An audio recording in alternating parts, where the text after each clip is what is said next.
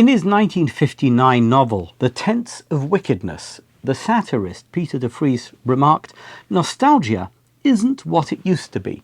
This playful yet insightful comment captures the paradox at the heart of nostalgia. We inevitably view the past through a golden lens, even when reflecting on nostalgia itself. At the same time, nostalgia fosters a sense of personal ownership, as if our memories and experiences are uniquely vivid, meaningful, and more authentic than anyone else's. Yet, despite its subjective flaws, research shows that nostalgia offers immense emotional and social benefits. It boosts positive emotions, strengthens self-esteem, and deepens social bonds. By focusing on the good and downplaying the bad, nostalgia creates redemptive narratives that inspire personal growth and optimism. Nostalgia isn't just about looking back, it also propels us forward. Reflecting on meaningful moments motivates us to emulate the positive qualities we remember.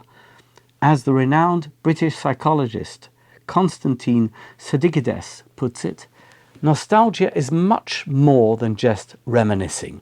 It is about creating continuity between our past and present selves, helping us stay connected to meaningful moments in life. This past week, nostalgia overwhelmed me after the passing of Yigal Calek, a hero of my youth and a towering figure in Jewish music.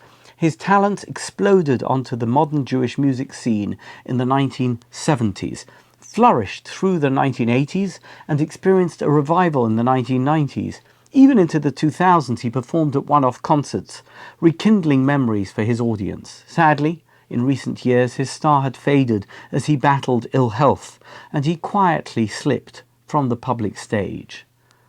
In late 2021, a group of former choir members organised an impromptu Hanukkah reunion, placing Yigal at the heart of the celebration.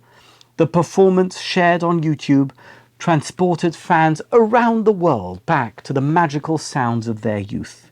With over 200,000 views so far, the video is enhanced by the hundreds of viewer comments expressing the deep emotions stirred by the familiar melodies, as fresh and evocative as when the choir first performed them decades ago.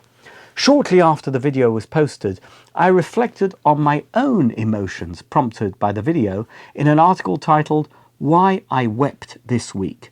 As I wrote then, Yigal was an extraordinary talent who transformed ordinary Northwest London school kids into masterful singers. He was a demanding, exacting perfectionist. Rehearsals lasted for hours. Every note had to be perfect, every harmony flawlessly synchronized. But it was all worth it in the end. The results were stunning and the audience appreciation gushing. Now, with his passing, I want to share something about Yigal that elevates him far beyond the role of a mere musician and choir master, a talent and calling that justifies the overwhelming nostalgia and sadness many of us who knew him have felt in recent days. I often quip that I am just a teacher masquerading as a shul rabbi, because ultimately what brings me the most joy is teaching. Seeing the spark in someone's eyes when they learn something new and knowing I sparked it is the most uplifting experience of all. It strikes me that at his core, Yigal, who began his career as an elementary school teacher, never stopped teaching. He taught us how to sing, how to appreciate music and complex harmonies, and how to shed inhibitions to relish the sheer joy of song. But even more than that, Yigal used music to teach us about our Jewish heritage. For instance, I first learned of the obscure mitzvah of Shiluach HaKan through the melody Yigal composed for the Torah verses that describe it. Likewise, an obscure Mishnah in Rosh Hashanah, posing questions about Moses' raised hands winning wars and the copper snake curing a plague, came to life through Yigal's music, driving home the deeper message about the transformative power of prayer.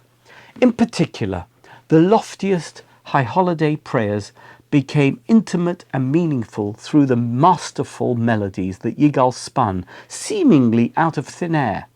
One of his compositions, Chamol al Ma'asecha, has become a staple in Ashkenazic communities worldwide. The prayer pleads, have compassion on your creations and take delight in them.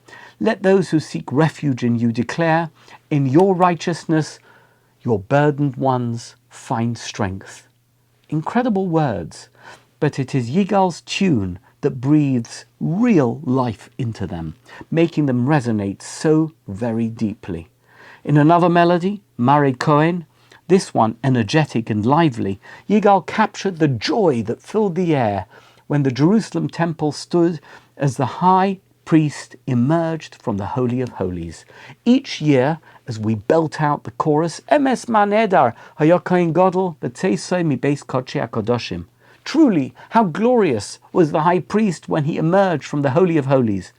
Our faces automatically light up with a smile, even though we are deep into the Yom Kippur fast. Obscure prophetic passages, rarely encountered, let alone studied, became as familiar to us as nursery rhymes through Yigal's music. One example, in his 1970 debut album, is Shimu Melochim. Hear, O kings, give ear, O princes, from Judges, chapter 5, part of the prophetess Deborah's victory song, celebrating God's power as he marches from Seir and Edom, shaking the earth and pouring rain from the heavens. As a result of the song, that scene is forever etched on my psyche. Then, in his 1976 London Live album, Yigal introduced another song, Lama Yashavta, from Judges chapter 5, this one in verse 16, by teasing the audience. It's a little after Shimu Melochim. You look it up. He was a true teacher at heart, every step of the way. In the final analysis, Yigal Calek's music was more than just entertainment. It was a gift that combined extraordinary musical talent with the heart and soul of a teacher, making profound Jewish ideas accessible through unforgettable melodies. His compositions resonate not only because they sound beautiful, but because they teach, they inspire, and they connect us to our heritage. Although he is gone, Yigal's music has become an indelible part of our collective memory, a source of nostalgia that, without any question, transcends mere longing for an idealized past. Because while it certainly reminds us of the joy he brought into our lives, it also reminds us of the enduring lessons he left behind, a legacy that will continue to sing and hopefully teach through us.